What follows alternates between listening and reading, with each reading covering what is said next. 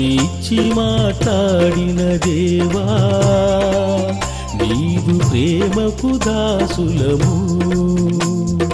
ప్రాణమిచ్చి మాట్లాడిన దేవా నీదు ప్రేమకు దాసులము.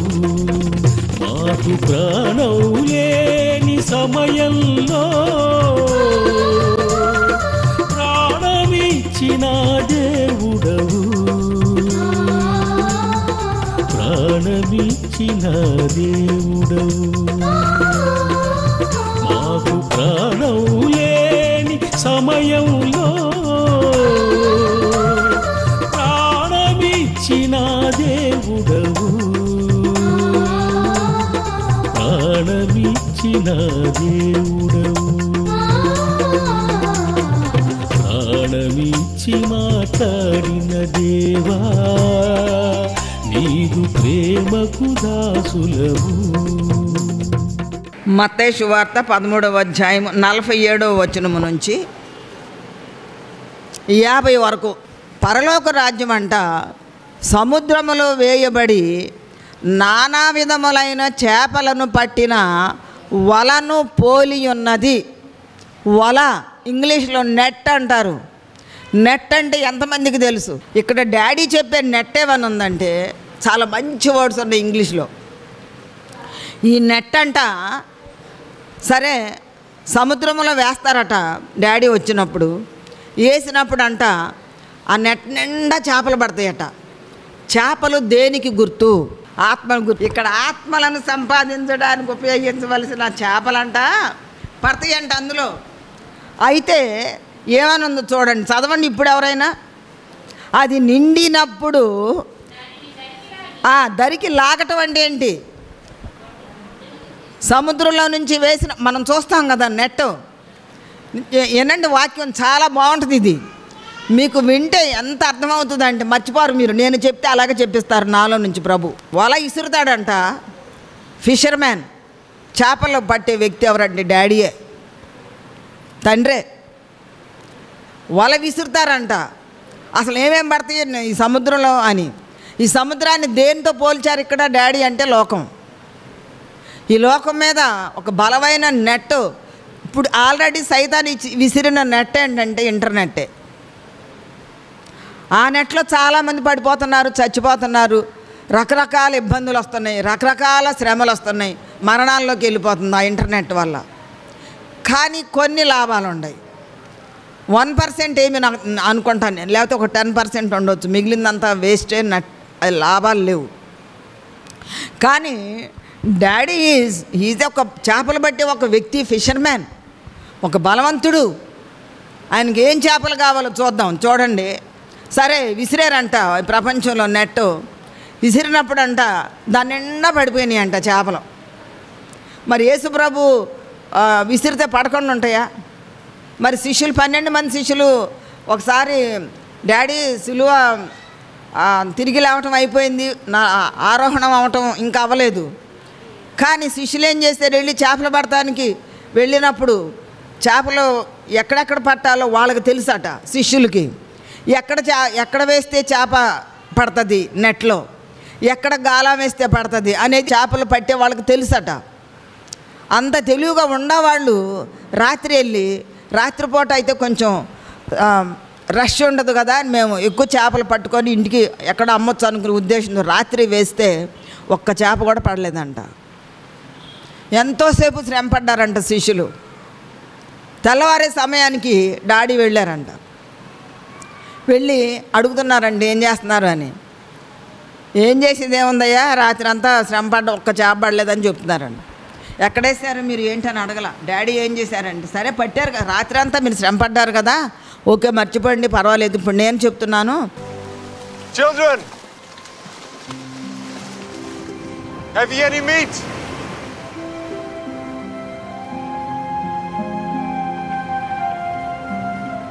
Cast the net on the right side of the ship,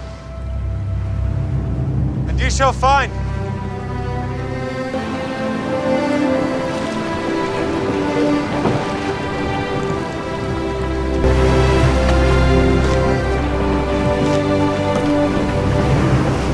It is Lord.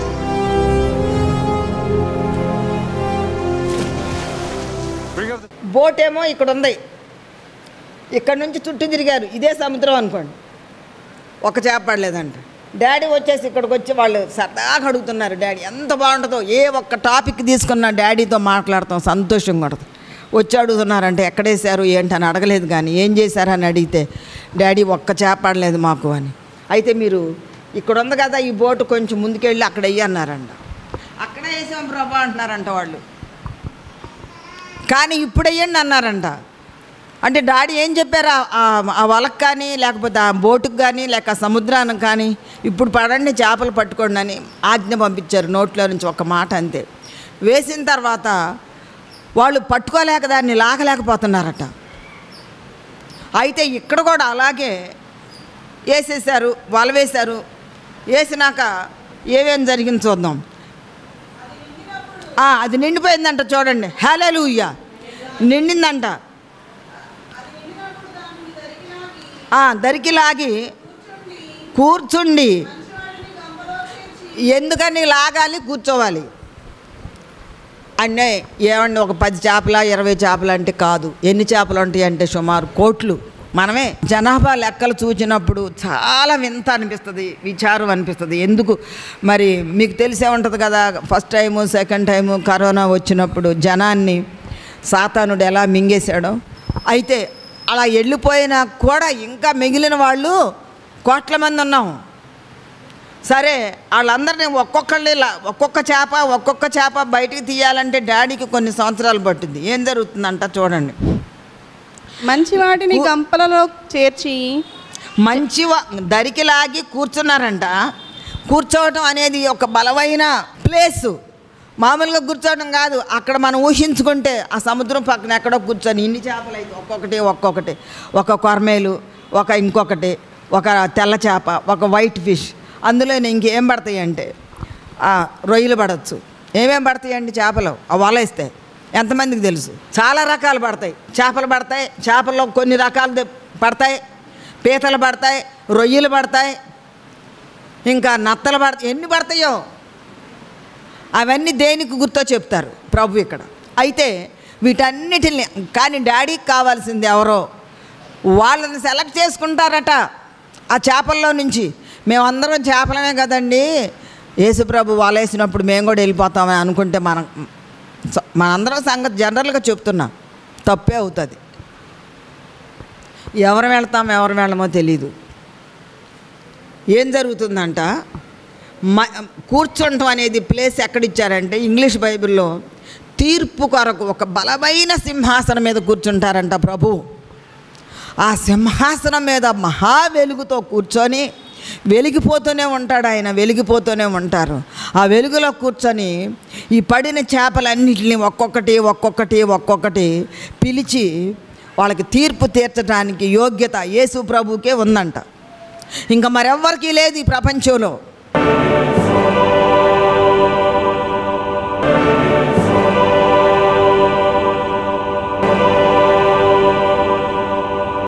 హల్లెలూయా, హల్లెలూయా.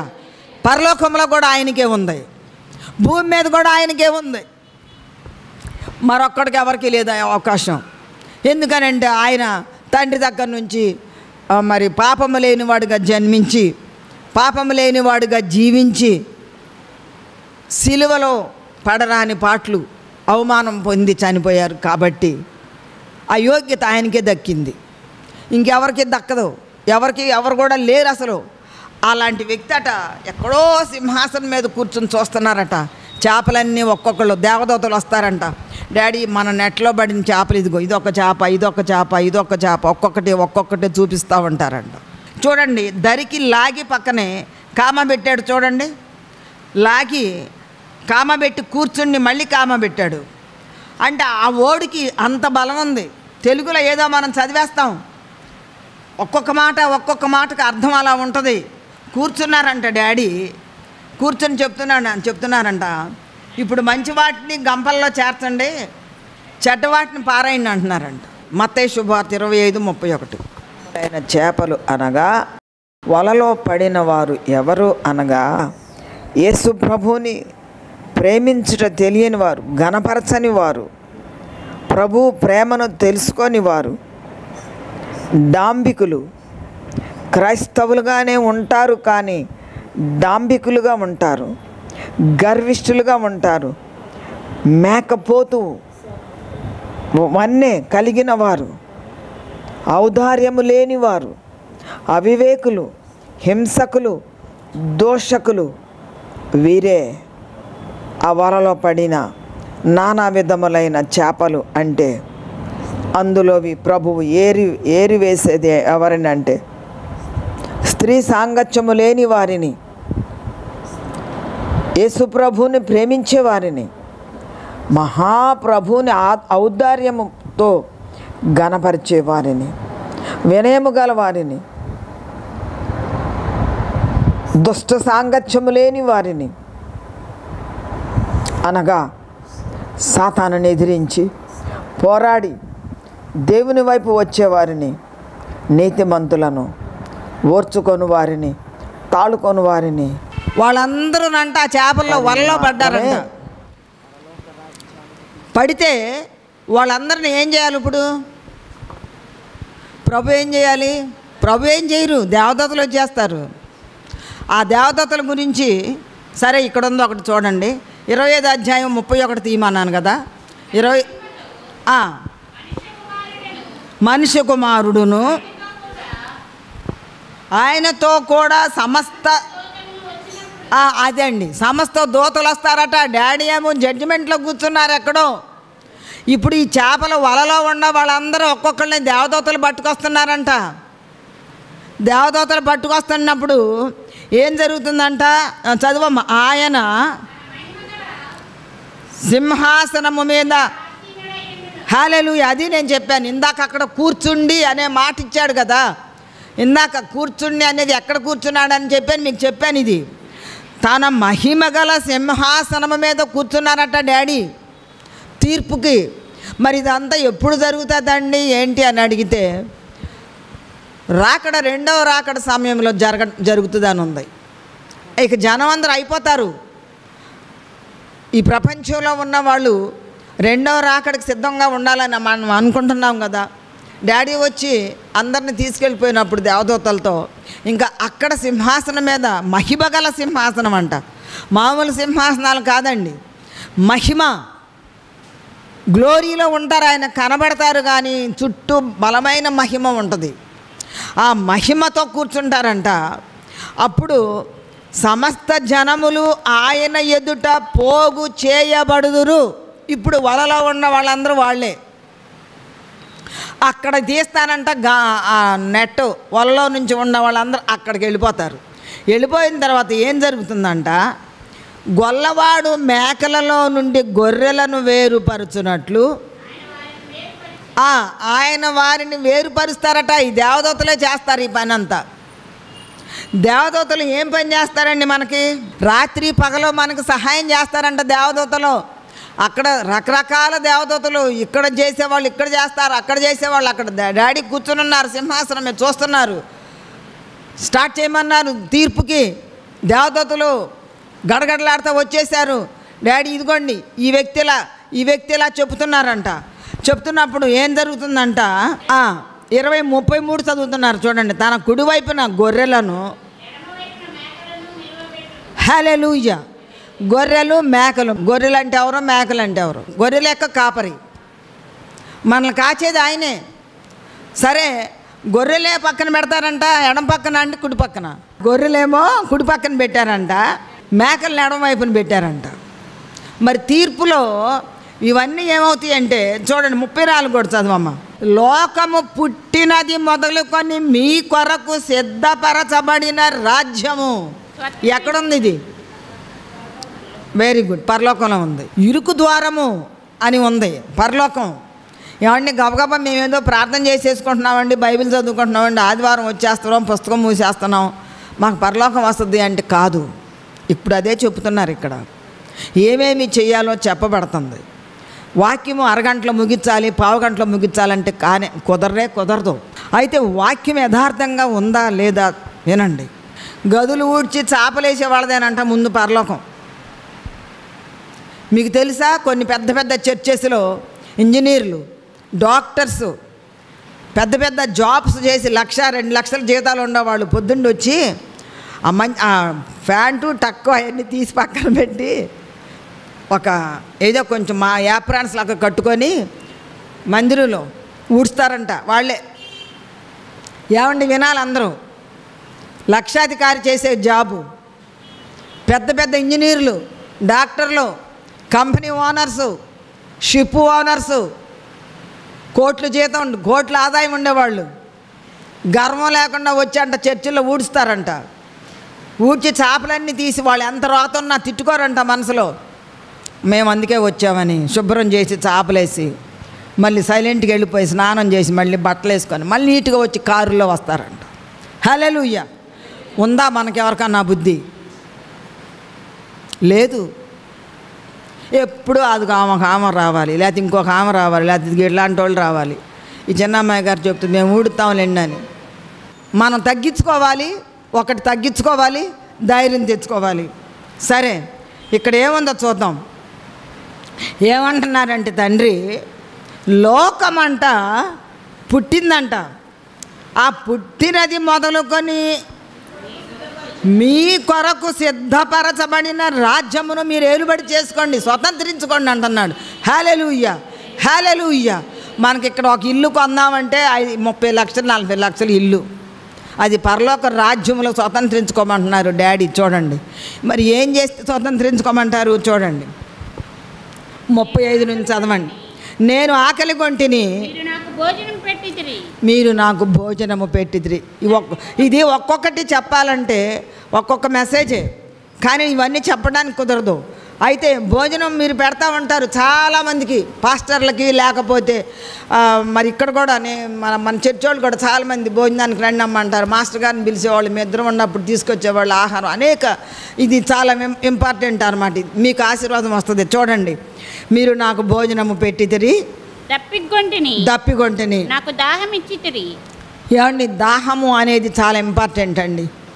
ఎండాకాలం కానీ పగలు కానీ ఏ దాహం అంటే ఇది మంచినీళ్ళ గురించి తీసుకోవచ్చు, లేకపోతే ఎవరికి తెలియని వాళ్ళు, వాక్యం అంటే ఎవరు ఏమి తెలియని వాళ్ళు, పేదవాళ్ళకి కొంచెం వాక్యం చెప్పడమే దాహం తీర్చడం.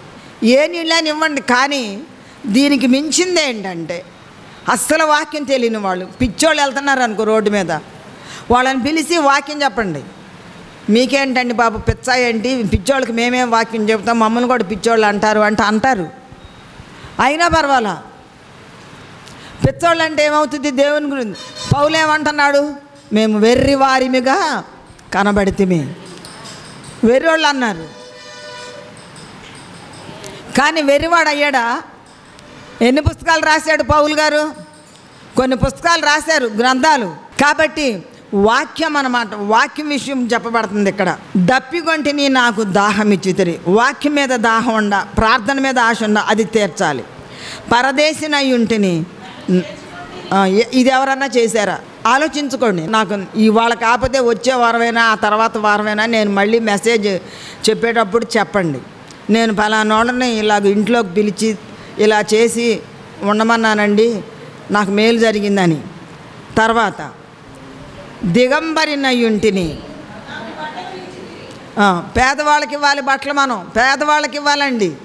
నేను మాస్టర్ గారు ఏం చేసేవాళ్ళం అంటే ఇక్కడ క్రిస్మస్కి ఇక్కడ ఇచ్చే బట్టలు వేరు, మేమిద్దరం కలిసి వెళ్ళిపోయేవాళ్ళమే, చాలా దూరం వెళ్ళిపోయేవాళ్ళమే అక్కడ పేదవాళ్ళకి బట్టలు ఇవ్వాలని. అక్కడ ఇచ్చి వచ్చిన తర్వాత మళ్ళీ ఇక్కడ చేసేవాళ్ళు మాస్టర్ గారు. అది ఎందుకు చెప్తున్నానంటే చెయ్యాలి, మన సేవే అది. మనం సేవకులంగా మామూలు సేవకులంగా ఉంటే కుదరదు.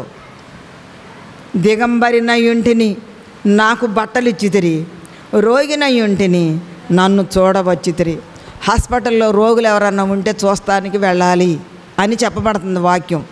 ఈ వాక్యం ద్వారానే మనం చేసే కొన్ని పనులు. హాస్పిటల్లో పలానా పేషెంట్ ఉన్నాడండి చూసి వచ్చామండి అంటున్నారు. ఎలా వెళ్ళగలుగుతున్నారు మీరు? మీకు మీరు వెళ్ళిపోతున్నారా? వాక్యం ఉంది. వాక్యాన్ని బట్టి మన పూర్వీకులు తాత ముత్తాతలు చేసిన అలవాటు యుగయుగాలు తరతరాల వరకు వచ్చేస్తుంది ఆ ఆలోచన. చూడండి, హాస్పిటల్లో రోగులుంటే వెళ్ళి చూస్తున్నారు. తర్వాత చెరసాలలో ఉంటిని నా యొద్దకు వచ్చితిరని చెప్పును. ఇది మాత్రం మీరు చేయరని నేను అనుకుంటున్నాను. చెరసాలలో ఉంటే ఎవరైనా వెళ్ళి పలకరిస్తారా? చెరసాల అంటే ఏంటి ఏంటి? జైలు. వెళ్ళారా? వెళ్ళాలి. అమ్మో వాళ్ళెవరో జైల్లో పెడితే మేము వెళ్ళటం ఏంటండి? వెళ్ళాలి. జైల్లో ఉన్న వాళ్ళని పరామర్శించాలి. మరి అలా చేయటం యథార్థమే డాడీ చెప్తున్న వాక్యాన్ని బట్టి. వాళ్ళెవరో జైల్లో ఉంటే మేమెందుకండి? మరి కొంతమంది అడుగుతూ ఉంటారు మమ్మల్ని, అంటే ఫోన్స్ ద్వారా, జైల్లో ఉన్నాడమ్మా నా భర్త, ప్రార్థన చేయమని అడుగుతారు. జైల్లో తీసుకెళ్ళారమ్మా నా భార్య అని. అన్యాయంగా అమ్మ, ప్రార్థన చేస్తుంటే వచ్చేస్తున్నారు, విడిపిస్తున్నాడు దేవుడు. అది కావాలి మనకి. ఎందుకంటే సాతానుడే చేస్తాడు జైల్లో పెట్టించే కార్యం. ఉట్టి పుణ్యానికే చేస్తాడు కొన్నిసార్లు. డాడీ కానీ చూస్తూ ఉంటారు, డాడీకి మొత్తం తెలుసు. నేను రాజమండ్రిలో ఉన్నప్పుడు పనిచేసినప్పుడు జైలు, అక్కడ పెద్ద జైలు ఉంది, మీకు తెలుసు, రాజమండ్రిలో సెంట్రల్ జైలు అని ఉంది. అక్కడికి వెళ్ళే ఒకసారి నేను చూద్దామని. ఎంతమంది ఉన్నారంటే కళ్ళంట నీళ్ళు వస్తుంది మనం చూస్తే. ఏంటి అంటే సైతాన్ అలాగనమాట. ఏడ్చి నన్ను అయితే వాళ్ళు పట్టుకొని ఏడ్చి, నా భర్తని చూసి కొన్ని సంవత్సరాలు అయిందమ్మా, నా పిల్లలను చూసి కొన్ని సంవత్సరాలు అయింది, అన్యాయంగా తీసుకొచ్చి జైల్లో పెట్టారు. ప్రార్థన చేయరా? వెళ్ళాలి. తిరస్కరించకూడదు. వాళ్ళు ఎవరైనా మనకు తెలిసిన వాళ్ళకే తెలుస్తుంది మనం పలానా వ్యక్తి అట, ఓకే వెళ్ళండి చూడండి. లేదంటే అట్లీస్ట్ వెళ్ళలేని పరిస్థితుల్లో ఫోన్ అన్న చేసి మాట్లాడి, అయ్యా భయపడబాకు, ప్రార్థన చేస్తాను. మీరు ప్రార్థన చేయండి, కనీసం ప్రార్థన చేయండి చాలు. ఈ వాక్యాన్ని బట్టి ప్రభు మిమ్మల్ని యేసుక్రీస్తు నామములో దీవించునుగాక. ప్రార్థన.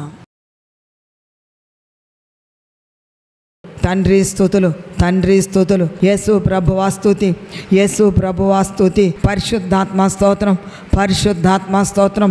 దైవ కుమారుడా మీకు వందనములయ్యా. నాలోకి వచ్చి నన్ను నడిపించిన విధానము కొరకు వందనములు. ఆత్మదేవాస్తుతులు, ఆత్మదేవాస్తుతులు. ఇప్పటి వరకు నాలో ఉన్న తండ్రిని, యేసయ్యను, పరిశుద్ధాత్మ దేవుణ్ణి ఘనపరుస్తున్నాను తండ్రి. మీకు మహిమ, ఘనత, ప్రభావములు ఆరోపిస్తున్నాను యేసు శక్తి కలిగిన నామములో. వాక్యములో మీరు చెప్పబడిన మాటలు చాలా బాగున్నాయి డాడీ. చాలా సంతోషమైన మాటలు చెప్పావు. రుచికరమైన వాక్యం అందించారు. ఈరోజు నీ బిడ్డలకు వాక్యం అందింది అని నేను నమ్ముతున్నా. ఎందుకంటే చెప్పింది నేను కాదు, నాలో ఉన్న పరిశుద్ధాత్మ దేవునికి స్తోత్రములు. యేసు ప్రభువా స్తుతులు, దేవునాత్మ స్తుతులు, దేవునాత్మ స్తోత్రములు. దేవునాత్మ ఈ వాక్యము నీ బిడ్డల యొక్క హృదయములో ఒక్కొక్కరి ఆత్మదీపము వెలిగించుట కొరకు ఈ వాక్యం పనికొస్తుంది. అనారోగ్యవంతులు ఈ వాక్యము ద్వారా సంతోషంగా లేచి నడవాలి, తిరగాలి. యేసునామములో వారి హృదయము బలపరచండి, ఆత్మకు శక్తినివ్వండి, శరీరానికి సమృద్ధికరమైన ఆరోగ్యం ఇవ్వండి. ఇంటి దగ్గర ఉన్న ఈ గ్రామాన్ని గురించి ప్రార్థన చేస్తున్నా. గ్రామ ప్రజలు ఎవరు కూడా ఎలాంటి ఇక్కట్లు, ఇబ్బందులు పడకూడదు. నీవు ఆ విషయం కూడా ఒకరోజు చెప్పావు. శ్రమ రాబోతుంది సంఘములో కొంతమంది, కానీ వచ్చింది, కానీ తప్పించుకునే మార్గము కూడా నువ్వే చెప్పావు. ఉపవాసం ఉండి ప్రార్థన పెట్టుకోండి ఇంట్లో అన్నావు. పెట్టుకుంటున్నారు, పెట్టారు. Even though my lord you command all those problems.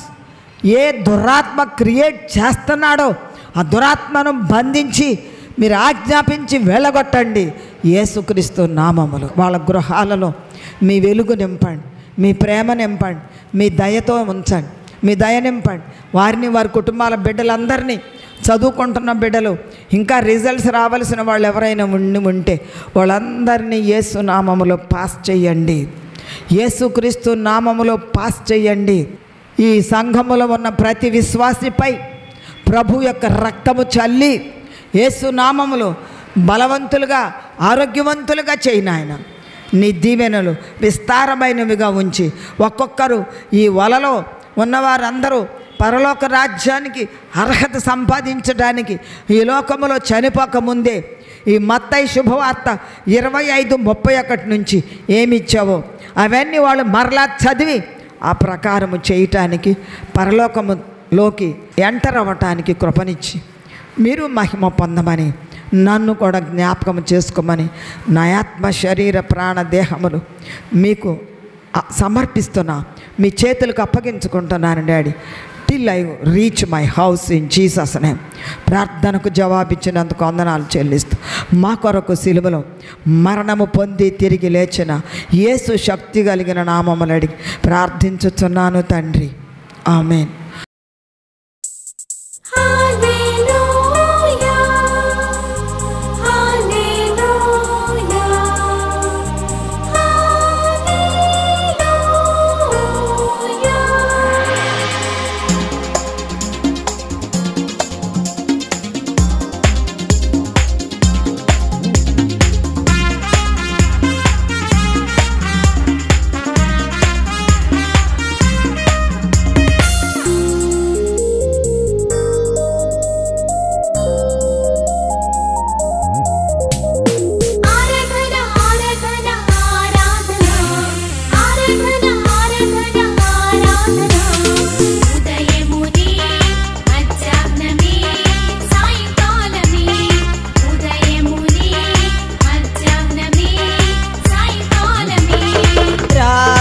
అంతయు ఆరాధన,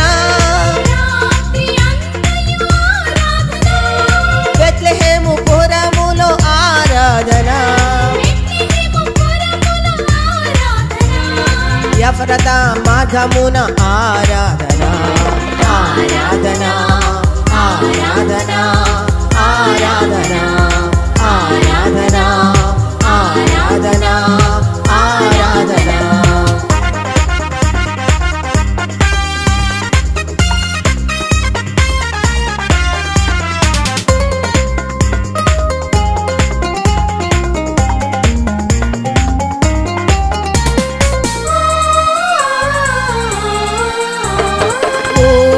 ఊరంతా ఆరాధన, లోకమంతా యేసయ్యకు ఆరాధన,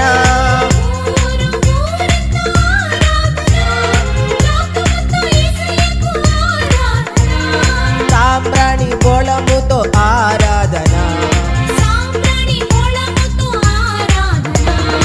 ఆరాధన ఆరాధన ఆరాధన ఆరాధన ఆరాధన ఆరాధన.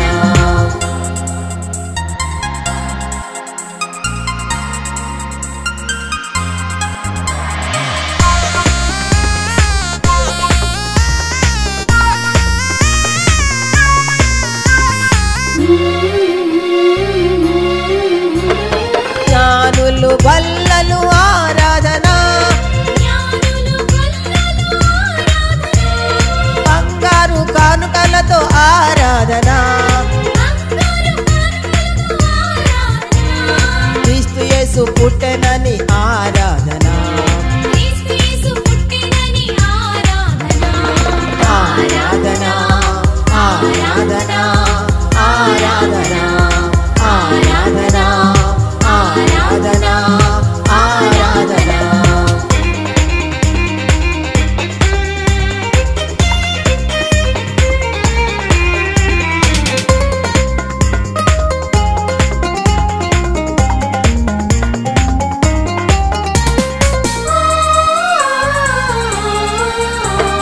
చిన్నలు పెద్దలు ఆరాధన, బర్రెలు పశువులు ఆరాధన, సృష్టి అంతా యేసయ్యకు ఆరాధన, ఆరాధన ఆరాధన ఆరాధన ఆరాధన ఆరాధన ఆరాధన. క్రిస్మస్ ఆరాధన, క్రిస్మస్ ఆరాధన, క్రిస్మస్ సంబరాలు సంబరాలు సంబరాలు, సంబరాలు సంబరాలు సంబరాలు, క్రిస్మస్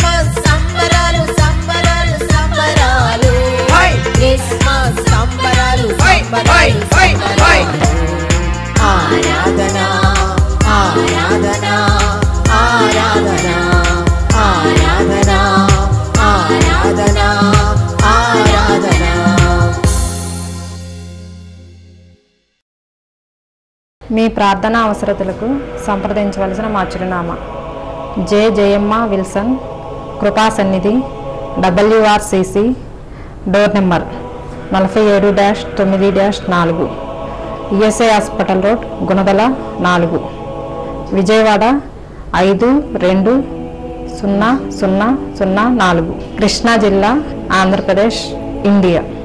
మా ఫోన్ నంబర్లు 87 90 92 85 98 మరి ఒక నెంబరు 93 96 80 80 26.